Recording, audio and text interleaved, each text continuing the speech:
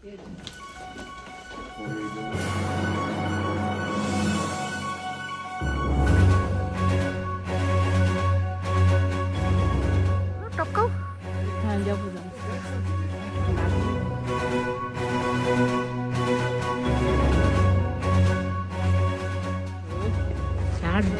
Snow আর snow.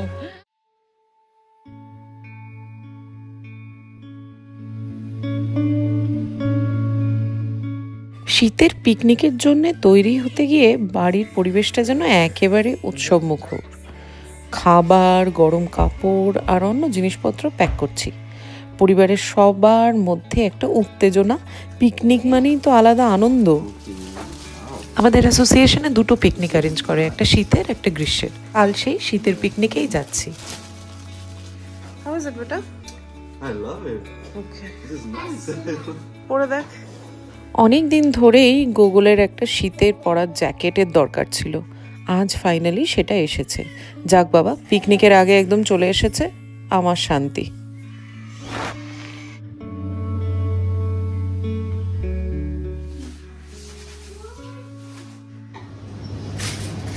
কালকে আমাদের picnic যাওয়া হচ্ছে।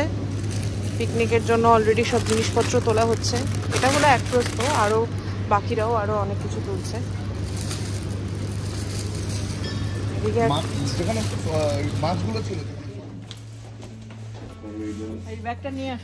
পরের দিন সকালে পুরো পরিবার মিলে রওনা দিলাম। ওদিক থেকে বন্ধুরাও যাবে। প্রায় 7টা কি 8টা ফ্যামিলি একসাথে যাচ্ছে। গাড়িতে মা, বাবা, বাচ্চারা সবাই মিলে ভালোই মজা করছি। কিন্তু পেটটা একটু খালি খালি লাগছিল, তাই মাঝখানে একটু দাঁড়ালাম KFC-তে। ওখান থেকে চিকেন নিলাম। গরম গরম খাবারের সঙ্গে একদম জমে উঠলো গাড়ির মধ্যেই আড্ডা।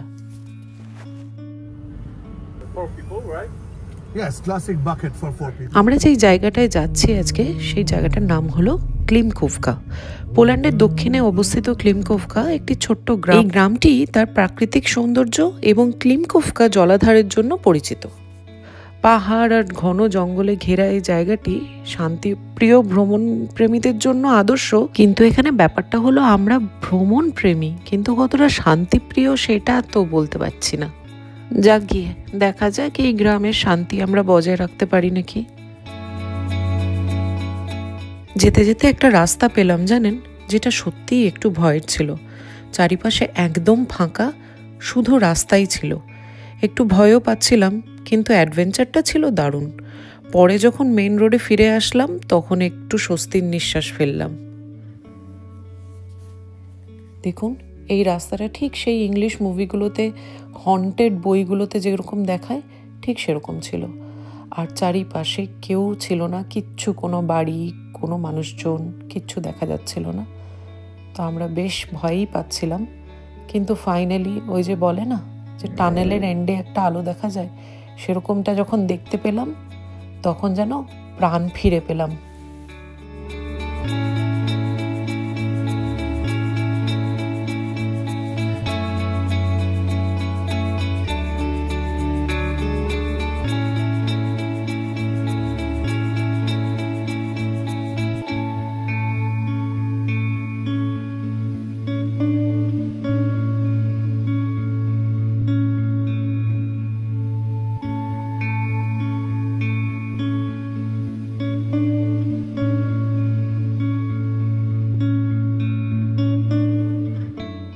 অবশেষে পৌঁছালাম। চলুন এখন আপনাদের একটু রুম ট্যুর দিই। সুন্দর কোজি একটা লিভিং রুম ছিল, যেখানে বসে আমি পাহাড়ের দৃশ্য উপভোগ করতে পেরেছিলাম। রুমে ছিল 2টি বেডরুম আর একটা বাথরুম, একদম পিকনিকের জন্য আইডিয়াল। লিভিং রুমটার মধ্যে একটা কিচেনেটও দেওয়া ছিল, ছোট্ট রান্না করার জায়গা, ওপরে কিছু প্লেটস ফেটস ওগুলোও দেওয়া ছিল। আর এদিকে মাদের বেডরুমটা, যার মধ্যে 2টো সিঙ্গেল খাট ছিল আর ওপরে 2টো ছোট ওয়ার্ডরোব। এদিকে একটা ওয়াশরুম। ওয়াশরুমের মধ্যে এখানে ঠান্ডার জায়গা তো হিটার থাকে, হিটার তো সব রুমেই থাকে। এই হিটারটার মধ্যে কাপড় জামা মেলা হয়। আর এদিকে এই যে প্লেটস, বোলস, গ্লাস, কাপস সবই দিয়েছে, এমনকি রান্না করার বাসন কোসনও দিয়েছে। কারণ রান্না তো আমরা করবই, পিকনিক বলে কথা, মাটন ভাত তো হবেই একটা দিন। তো সবই ব্যবস্থা আছে। এখানে ফ্রিজ দিয়েছে, একটা মিনি ফ্রিজ টাইপের, আর এদিকে একটা ছোট ডিশওয়াশারও দিয়ে দিয়েছে, বাসন মাজার কোনো ঝামেলা নেই ব্যাস। আর এদিকে এই ছোট্ট একটা কিচেন হব কুকটপ টাইপের দিয়েছে, ইন্ডাকশন। আর এই যে লিভিং রুম থেকে বাইরেটা আপনাদের দেখাচ্ছি। বিকেল পেরিয়ে এলো আর আমরা বারবিকিউয়ের আগুন জ্বালালাম। হাওয়া ঠান্ডা, কিন্তু সেই উষ্ণ আগুনের পাশে সবাই একসাথে বেশ মজা করছিলাম। খাবারের সঙ্গে গানের তালে আড্ডা একেবারে জমে উঠেছিল। এখানে ছোট্ট একটা বারবিকিউ হাট টাইপের ছিল, যেখানে আমরা সব জিনিসপত্র যা এনেছিলাম বারবিকিউয়ের জন্য সব ম্যারিনেট করা। আমাদের একজন বারবিকিউ স্পেশালিস্ট আছে, তো সেই সব করে বারবিকিউয়ের জিনিসপত্র। আর বাকি সব জিনিসপত্র নিয়ে এসে আমরা এখানে সব আড্ডা মারছিলাম। দেখতেই পাচ্ছেন, যদিও আগুন জ্বলছে ঠিকই, কিন্তু বেশ ঠান্ডা ছিল। এটাই মেইন পার্টি এরিয়া।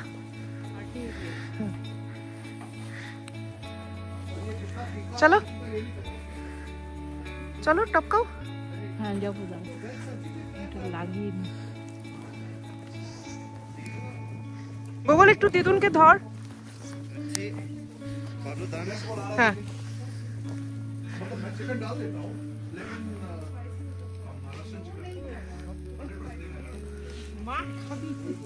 এই এই বাবার কেকটা নিয়ে এসছি এখানে। হ্যাঁ গুড গুড। চাকু বাবু এনেছো? চাকু নিয়ে আসবো। আমি তো ঘরেই আরে আগুনের সামনেই দাঁড়াও। না না ঠিক আছে চল। হ্যালো, সব যার ধরাচুরা পড়ে আছি, কাউকে আমি চিনতেও পারছি না, কিছু না। হ্যাঁ সব আইস পুরো। এই এই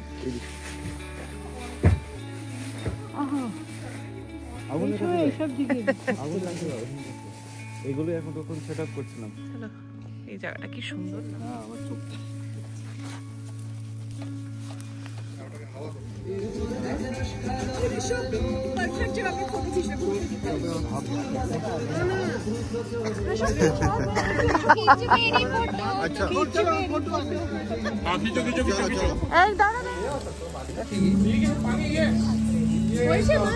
হ্যাঁ ভালোই হয়ে গেছে।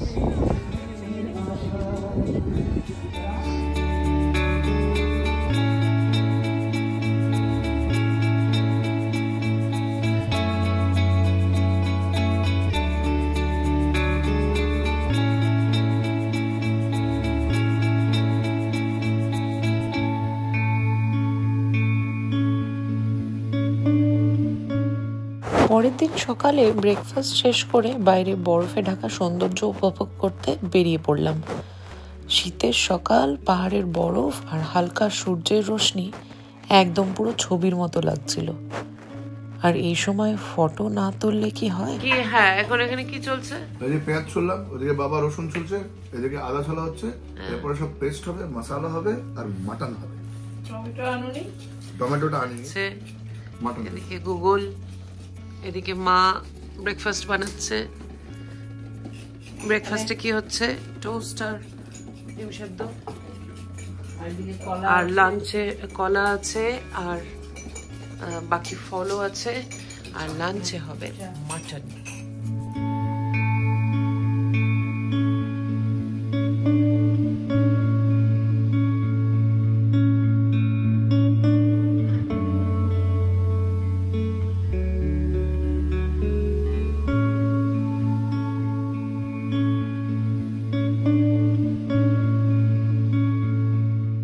লাঞ্চ করার আগে আমরা দুটি জন্মদিন সেলিব্রেট করলাম। প্রথমটা ছিল আমার বাবার ৭৬তম জন্মদিন, আর দ্বিতীয়টা ছিল আমাদের অ্যাসোসিয়েশনের এক ছোট্ট সদস্যের ১৮তম জন্মদিন। সত্যি স্মরণীয় মুহূর্ত ছিল। ডাল, মাংস এখনো আসেনি, ডাল সবজি দিয়ে, আর এদিকে পনির, আর মাটনের জন্য ওয়েট হচ্ছে।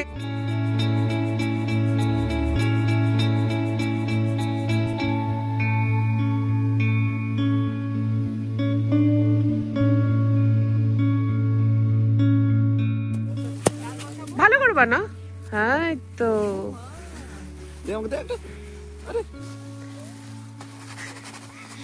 এই ওরা ভিজে যাচ্ছে গোগল। গোগল এই টুকস টুকস ভীষণ জমা, ভীষণ জমা। দারুণ, চারদিক খালি স্নো আর স্নো। গাছগুলো ঝিমি ঝিমি, গাছগুলোর ছবি তোল, কি হয়ে আছে রে, পুরো বরফের চাদর, পুরো যেরকম ফটোতে দেখায়। হ্যাঁ, পৃথিবী সুন্দর পৃথিবী, এটা পুরো ভাবা যায় না। ওই যে ওয়ালপেপারে যেরকম হয় আমাদের, ওয়ালপেপারের একদম। এইটা আমাদের ঘরটা। হ্যাঁ।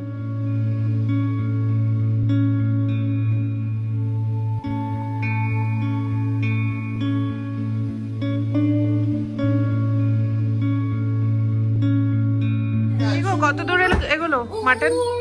মাটন অলমোস্ট জল ছেড়ে দিয়েছে দুদিকে, আর মাটন মোটামুটি হয়ে গেছে, বন্ধ হয়ে গেছে।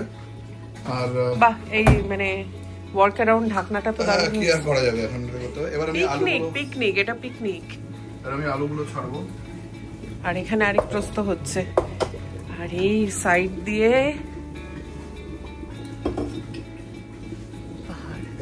এই গাছগুলো কি ভিউ।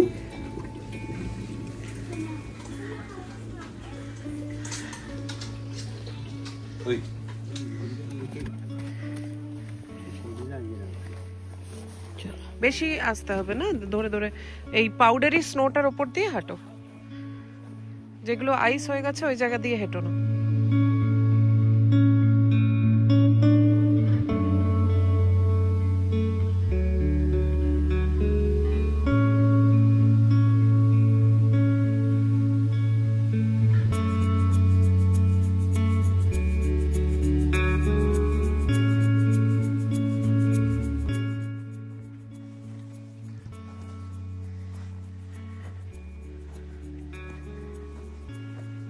এখন যাচ্ছি মা বাবাদের বারবিকিউ না সরি, সনাটা এখানে দেখাতে, আর জাকুজিটা।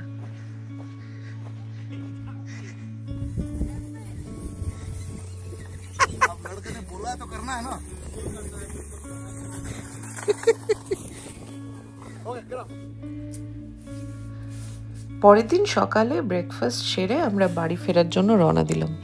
এই ট্রিপে যে স্মৃতিগুলো তৈরি হলো সেগুলো অনেক দিন ধরে আমাদের মনে থাকবে।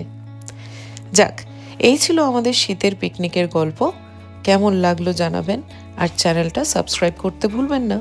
দেখা হবে পরের ভিডিওতে। Good bye and take care.